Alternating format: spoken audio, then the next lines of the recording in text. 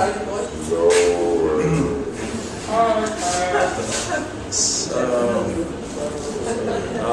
was going to start by saying, I'm Ted. I'm a musician. And You chopped your head off. You chopped your head off. I'm chopping my head off. Yeah. Pull this back here. Yeah. Get rid of the ball.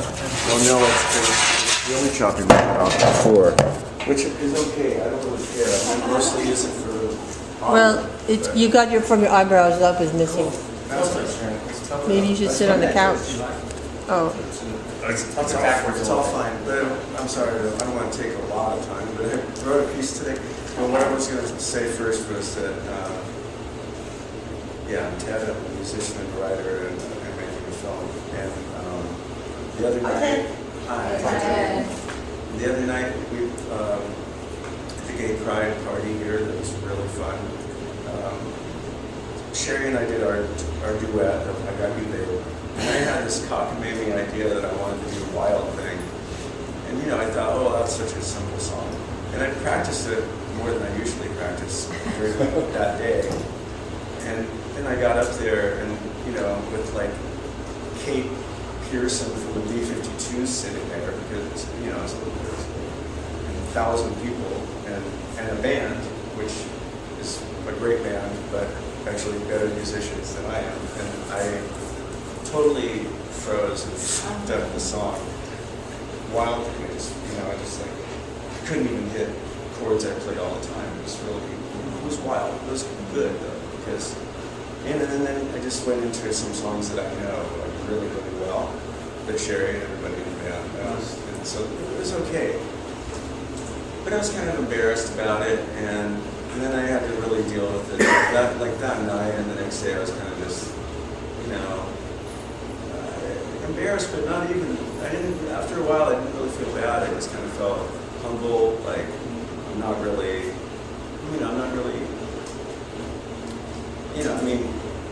forgive me for saying, but either of these people right here can hear a song and that night they would be able to, especially something really simple like Bobby.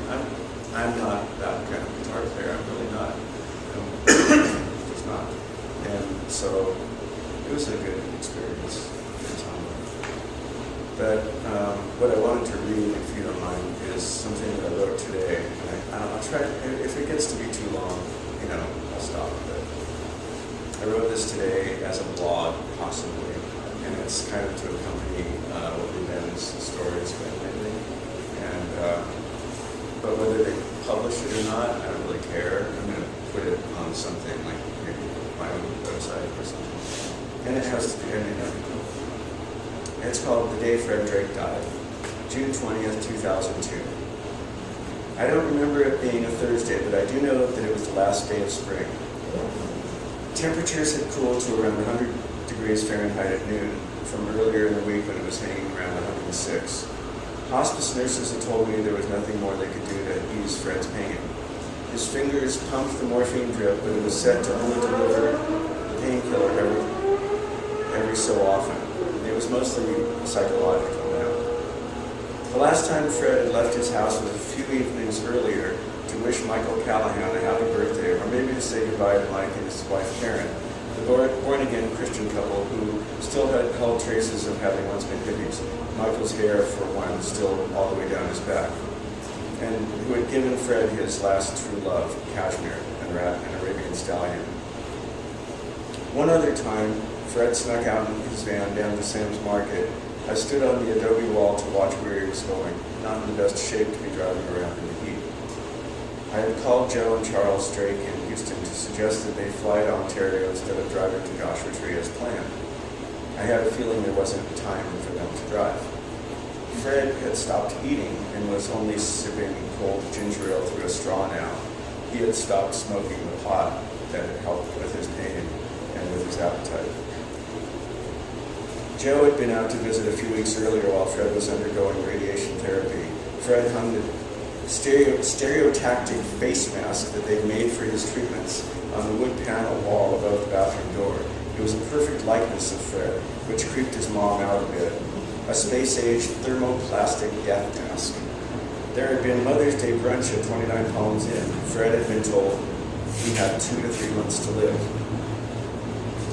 At least I went to Europe, Fred told his mother, causing them both to laugh. Recalling an old Saturday Night Live skit where a grieving family took turns viewing a corpse, each one remarking, "At least he went to Europe."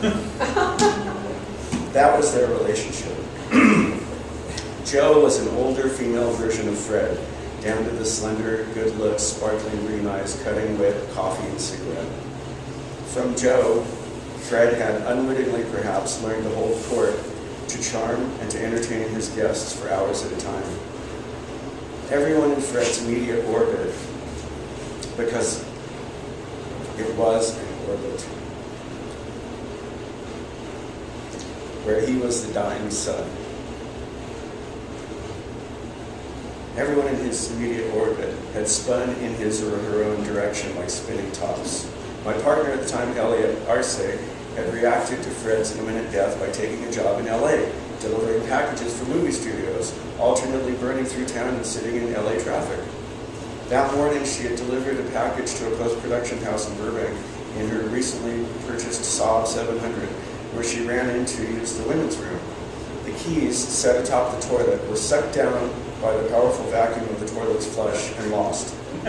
She gazed over the wall to see an onion dome, like on top of a mosque, and took it as some sort of unknown sign. It would take many days and several $100s to replace the key, and Elliot would not get back to the rancho until after Fred was gone. Later that night, a young woman named Kathy, a friend of both Fred's, Drake and Burke, was cleaning around the rancho that morning. When she'd done all the dusting and straightening up, Kathy leaned over Fred, who was lying on the sofa in the living room. "Is there anything else you'd like me to do?" "No, Kathy. Your work is finished. Mine is just beginning," said Fred. Across the room from Fred, I sat, as I had for most of the past few days, making CDs from gap tapes and rolling joints, now mostly just for myself.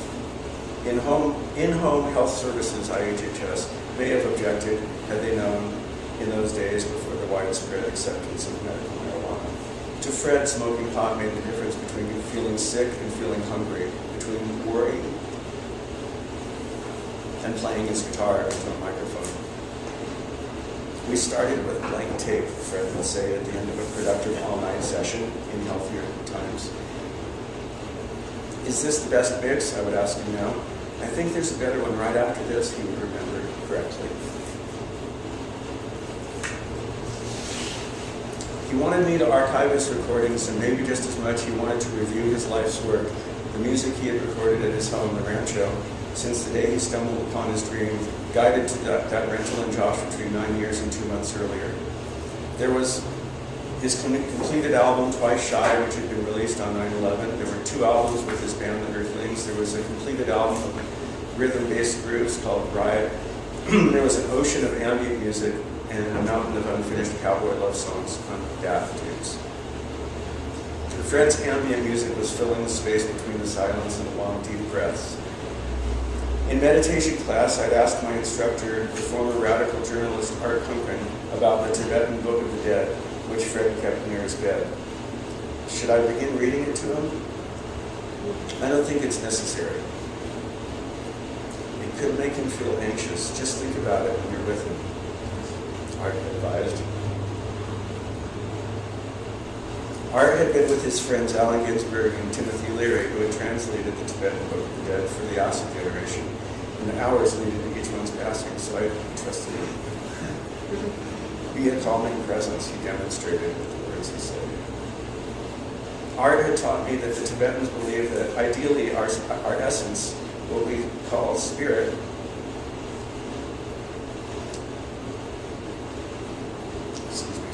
passes out through the roof of our heads and shoots out into the cosmos.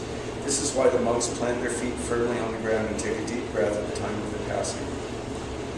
A small group of Fred's friends, including Fred Burke, whom Drake called his brain for all the help that he was, remembering details from his musical rights agreements to his daily regimen of drugs, Fred's cocktail of antivirals, antidepressants, pain meds, and other appetite killers.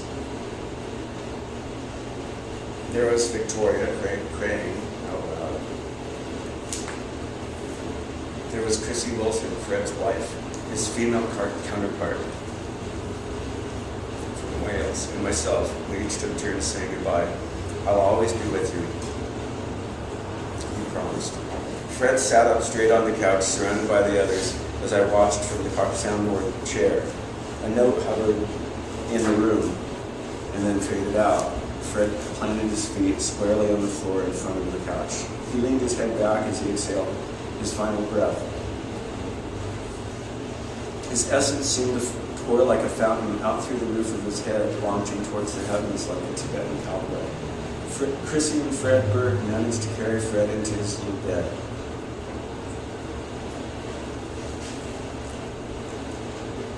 In the room beside the recording console. Chrissy dressed him in his finest orange silk shirt. Nobody wanted to close his eyes, as Fred Burke said. It seemed to make it so final. Nurse Linda Hoffman from IHHS called a few minutes later. Other friends, Tony Mason and Debbie Hotchkiss, began to arrive. Cool, Tony said, upon hearing the news, which I knew meant Fred's okay now.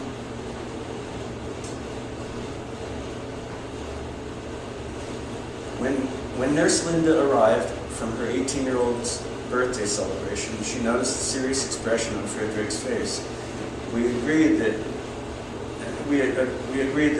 Linda and I should go meet Fred's parents at the Ontario Airport and move back to Joshua Tree. We were there just in time to meet Fred's parents as they were stepping off the airport escalator, Linda recalls.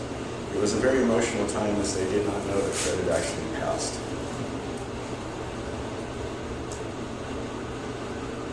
Joe cried and cried. Charles wrapped her in his arms and held her in the backseat all the way back to Joshua Tree. We arrived to a house full of friends. Respectfully quiet, with everyone speaking softly. Is it okay if I keep going? It's not. Fred Burke recalls telling Fred that Joe and Charles were on their way before we died.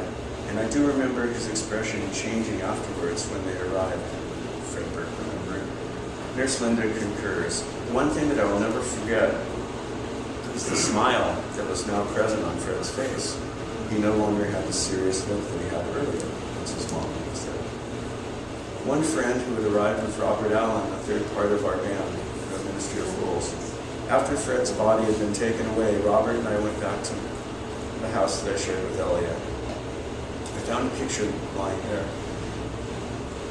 of Elliot, our dog Negra, and atop his horse Cashmere, Fred, which I'd shot on an occasion when Fred was riding past with a handful of freshly picked sunflowers from the wash. This is one of the rare times when he was here, I told Robert. Mostly we were always at the rancho. Just then, Joshua Tree went dark in a town-wide power outage. It felt like a little prank that Fred would pull on his fellow fools. Elliot and Clint, our Sweat Lodge leader's Buddhist husband, accompanied Fred's father to the crematorium the next morning. A memorial was planned and carried out for the weekend of the rancho in Joshua Tree. Then just a week later, another sacred fool, Elliot's friend, performance artist Martin Gardner, took his own life. Another memorial, a jazz funeral in Santa Monica, and a whole other story for some other time. But when we buried Mario in Burbank at the Valhalla Memorial Park, he was just a few feet away from that onion dome that Elliot had seen from the other side of the wall the day she lost her keys. The day Fred died. Thank you.